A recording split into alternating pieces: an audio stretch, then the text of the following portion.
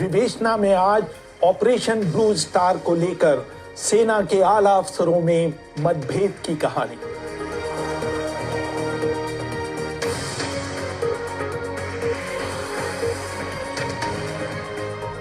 अभिवादन स्वीकार करिए रेहान फजल का।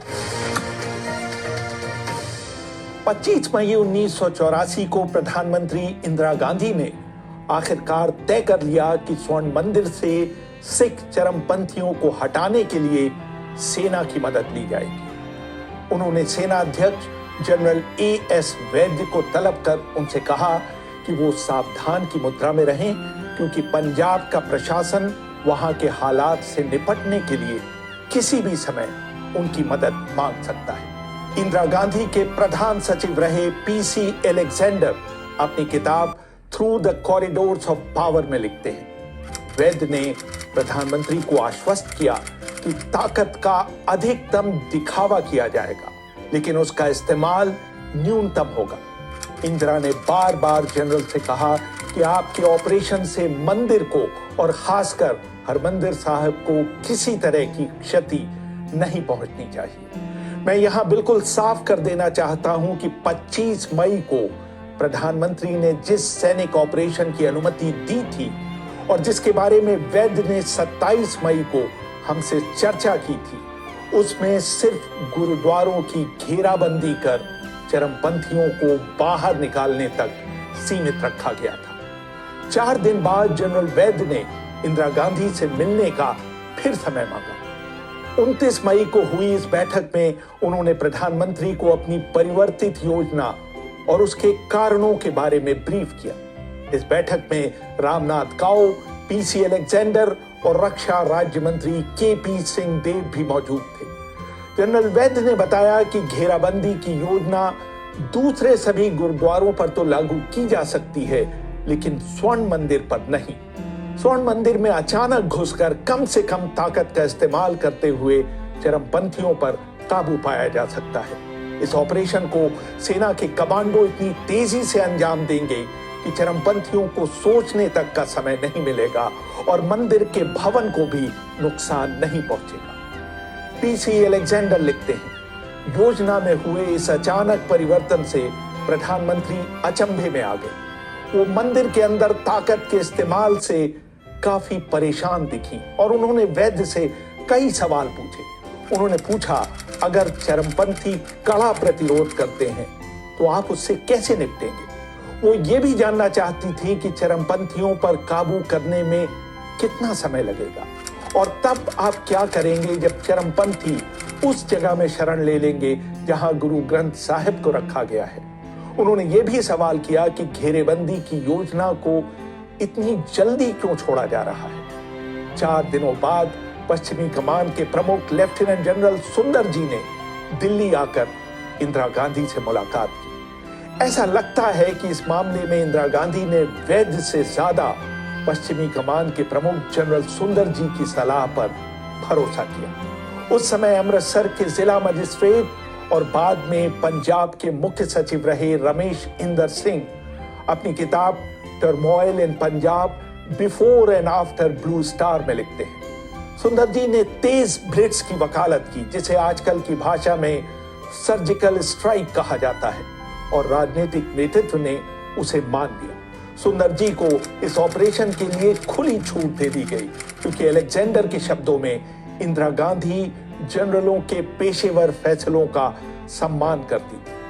बाद में सुंदर जी की मृत्यु के बाद प्रकाशित हुए उनके आत्मवृतांत में उनकी पत्नी वाणी ने लिखा, जब सुंदर जी इंदिरा से मिलकर 2 बजे रात को घर लौटे तो उन्होंने मुझसे सिर्फ इतना कहा, it is a tough one.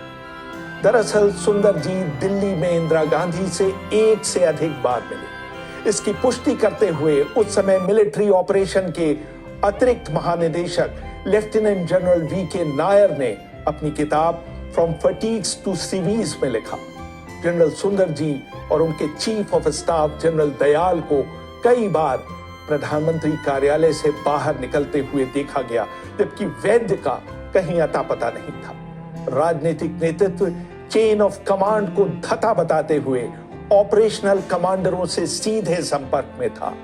Bharat के सैन्य इतिहास में यह दूसरी बार था जब राजनीतिक नेतृत्व ने सेना अध्यक्ष की अनदेखी कर जूनियर जनरल से सलाह मशवरा किया था।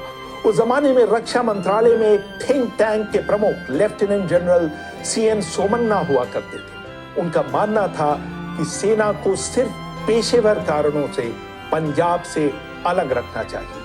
मेजर जनरल VK नायर का भी मानना था कि पंजाब एक धार्मिक राजनीतिक समस्या है, सैनिक एक्शन इसका समाधान नहीं है।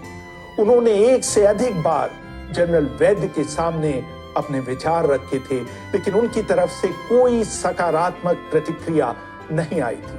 जब ये लगभग तय हो गया कि पंजाब में सेना को भेजा ही जाएगा, तो लेफ्टिनेंट जनरल VK नायर ने मई 1984 में कर्नल GS बाल और कर्नल SP कपूर की मदद से एक वैकल्पिक प्लान बनाया था, जिसमें सेना को ऑपरेशनल फोर्स के बजाय एक मनोवैज्ञानिक हथियार के तौर पर इस्तेमाल किया जाना था। जनरल नायर अपनी किताब में लिखते हैं, सेना के अंदर इस विषय पर फरवरी 1984 से ही चर्चा शुरू हो गई थी। सारी सूचनाएं जमा करने और उनके आकलन के बाद मेरी बंद कमरे में सेनाध्यक्ष से मुलाकात हुई थी। मैंने उन्हें साफ सलाह दी कि वो प्रधानमंत्री से मिलकर उन्हें सेना के विचारों से अवगत कराएं। इसके पीछे एक वजह यह भी थी कि सेना के लिए पंजाब बहुत महत्वपूर्ण था। क्या पंजाब में सेना भेजने के अलावा सरकार ने किसी और विकल्प पर विचार किया था? उस समय सीमा सुरक्षा बल के महानिदेशक रहे बीरबल नाथ ने अपनी किताब the undisclosed Punjab India besieged by terror में रहस्योद्घाटन किया था कि भिंडरावाले से निपटने के लिए इजराइल की तरह की एक योजना पर सरकारी हलकों में विचार हुआ था। इसका लब्बो-लबाब ये था कि भिंडरावाले पर दूर से एक शार्प शूटर निशाना लगाए, लेकिन जिस केंद्रीय एजेंसी को इसकी जिम्मेदारी सौंपी गई थी, उसने सामने आने का बहाना बनाते हुए इससे अपना हाथ खींच लिया था। रॉ के पूर्व अतिरिक्त निदेशक GBS सिंधु ने BBC से बातचीत करते हुए कहा था कि एक टॉप सीक्रेट हेलीबॉर्न ऑपरेशन पर बहुत गंभीरता से विचार किया गया था, जिसमें भिंडरावाले को स्वर्ण मंदिर में गुरु नानक निवास से अगवा किया जाना था। CRPF central reserve police force की मदद ली जाएगी और 3 लेयर्ड कॉर्डन किया जाएगा कि जो गुरु नानक निवास और लंगर के बीच में सड़क है जहाँ से ले जाना था वो भी बंद कर देंगे और कुछ लोग CRPF के और कुछ SSF कमांडो अंदर आ जाएंगे गोल्डन टेम्पल में, ताकि भिंडरावाले ऊपर से निकल के हरमंदिर सामने ना चले जाएं। और ये था कि वहाँ से फिर पकड़ना मुश्किल हो जाएगा।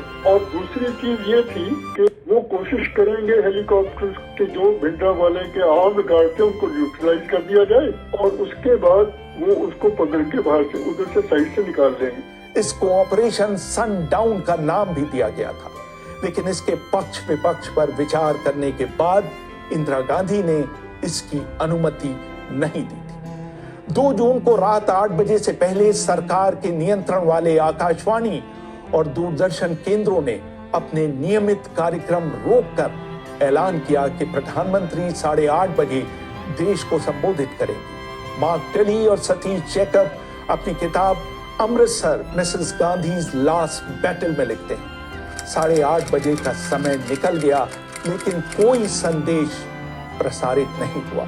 लगभग 45 मिनट देरी से 9:15 बजे उनका प्रसारण शुरू हुआ।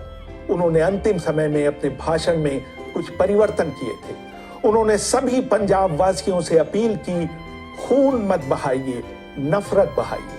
लेकिन प्रधानमंत्री ने पहले ही तय कर लिया था कि वो अगर जरूरी हुआ तो खून बहाएंगे। लेकिन इससे पहले ही 29 जून को मेरठ स्थित 9 इन्फेंट्री डिवीजन के सैनिक 300 मील का सफर तय करते हुए अमृतसर पहुंचना शुरू हो गए थे। 3 जून को स्वर्ण मंदिर परिसर की बिजली और पानी काट दी गई थी। सेना के सर्वोच्च सेनापति होने के बावजूद राष्ट्रपति ज्ञानी जैल सिंह को ऑपरेशन ब्लू स्टार की कोई पूर्व सूचना नहीं दी गई थी। उन्होंने अपनी आत्मकथा मेमोइर्स ऑफ ज्ञानी जैल सिंह में लिखा, मुझे ऑपरेशन ब्लू स्टार के बारे में विश्वास में नहीं लिया गया। मुझे इसके बारे में तब पता चला जब वो शुरू हो गया।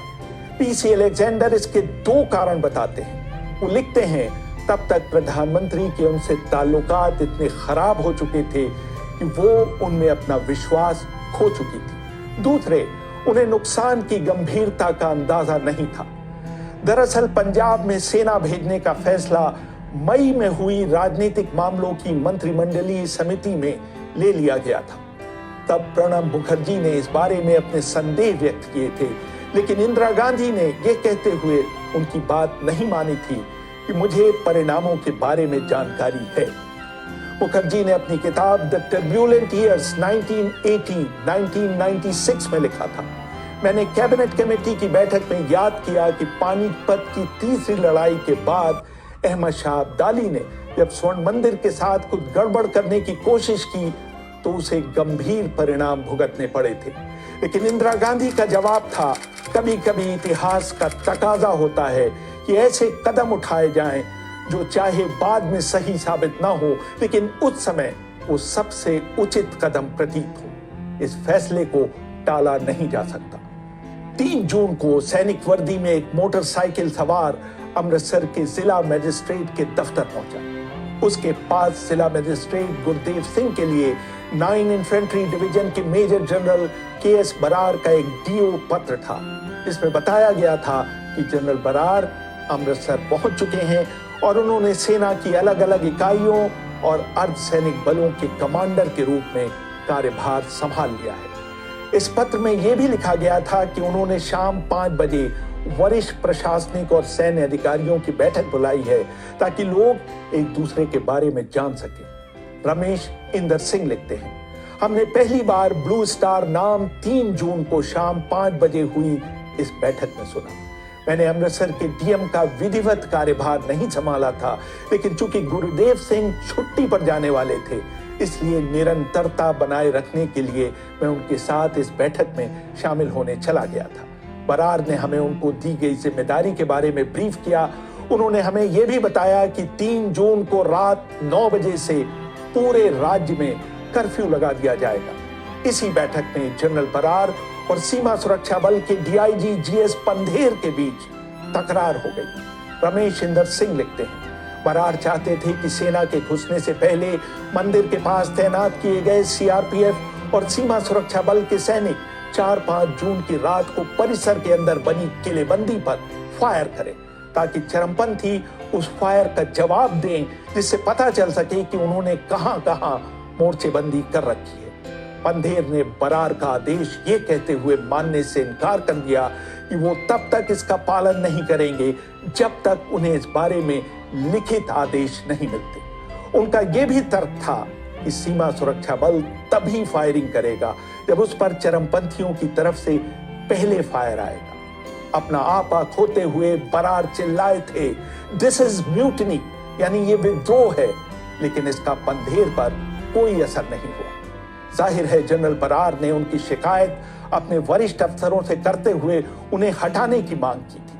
उधर पंधेर भी किसी जनरल के मातहत काम नहीं करना चाहते थे, इसलिए उन्होंने अपने वरिष्ठ अधिकारियों को वायरलेस संदेश भेजा कि उन्हें छुट्टी पर जाने की अनुमति दी जाए। उस समय सीमा सुरक्षा बल के महानिदेशक बीरबल नाथ ने सेना के अनुरोध का विरोध नहीं किया। बाद में उनके खिलाफ जनरल बरार के मौखिक आदेश न मानने के लिए जांच बैठाई गई। उनके खिलाफ आरोप सिद्ध नहीं हो पाए और उन्हें पहले मणिपुर का पुलिस महानिदेशक और बाद में bureau of police research and development का महानिदेशक बनाया गया। रमेश इंदर सिंह लिखते हैं, नागरिक प्रशासन से सेना जिस तरह के सहयोग और समन्वय की उम्मीद कर रही थी, वो हमें बताए ही नहीं गए। जनरल के रवैये से साफ झलक रहा था कि उनमें अति आत्मविश्वास था। जमीनी परिस्थितियों की कोई समझ नहीं थी और वो जिला प्रशासन को साथ लेकर नहीं चलना चाहते थे। SPCID पंडित हरजीत सिंह का आकलन था कि मंदिर परिसर में 400-500 चरमपंथी हैं। अगर सेना परिसर में घुसती है तो वो आखिरी दम तक उसका मुकाबला करेंगे। उन्होंने ये भी बताया कि चरमपंथियों के पास हथियारों की कमी नहीं है। हरजीत सिंह का ये भी आकलन था कि मंदिर परिसर के अंदर करीब 1500 तीर्थयात्री फंसे हुए हैं। रमेश इंदर सिंह लिखते हैं, लेकिन जनरल बरार ने इसको यह कहते हुए नकार दिया कि जब चरमपंथी हमारे काले भूतों यानी काली वर्दी पहने कमांडोज को देखेंगे तो वो भाग खड़े होंगे। इतिहास बताता है कि जनरल बरार का आकलन पूरी तरह गलत साबित हुआ था।